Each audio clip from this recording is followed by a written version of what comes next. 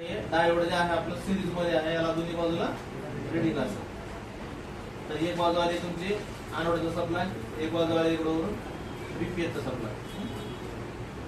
तर आता हे जर आपल्याला शॉर्ट वाटतंय तर जास्त तुम्हाला इथं जळाल्यासारखं दिसेल. वरी जळाल्यावर मधून धूर येते ना, ब्लॅक स्पॉट दिसतो तुम्हाला वरी इथं.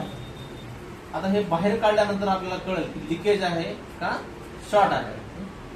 लिकेज म्हणजे काय असतं, आपलं दोन्ही बाजूला रिडिंग काढल्यानंतर मदरबोर्डवर नाही, त्याला बाहेर काढलो आणि दोन्ही बाजूला जर रिडिंग येत असेल तर काय असतं, ते लिकेज असते.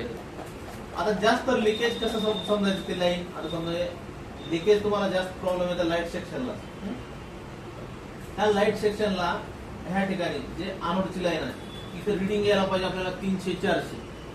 आता रिडिंग किती यायला पाहिजे प्रॉपर तुम्हाला दाखवतो किती यायला पाहिजे. कुठं दिसेल तुम्हाला ते डायोड मोडवर इथं, बरोबर.